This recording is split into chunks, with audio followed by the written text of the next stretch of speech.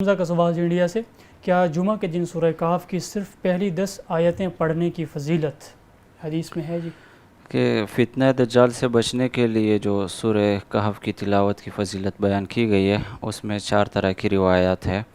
ابتدائی 10 آیات کی روایت بھی ہے، مسلم شریف میں ابو درداء رضی اللہ تعالیٰ عنہ کی روایت ہے، اور اسی طرح آخری 10 آیات والی بھی موجود ہے اس میں۔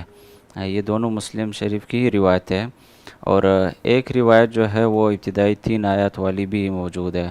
البتہ جو فضیلت بیان کی گئی ہے وہ یہ کہ جن احادیث میں پوری سورہ کہف پڑھنے کی فضیلت وارد ہے، وہ پوری جو ہے سورت پڑھنی چاہیے، اور اس کے ضمن میں بقیہ 3 اقوال پر خود بخود عمل ہو جائے گا۔ ظاہر ہے جب پوری سورت پڑھیں گے تو اس میں ابتدائی 10 آیات یا 3 آیات اور آخری 10 آیات یہ والی احادیث پر بھی عمل ہو جاتا ہے، تو یہ سب سے بہتر اور فضیلت والی سورت ہے۔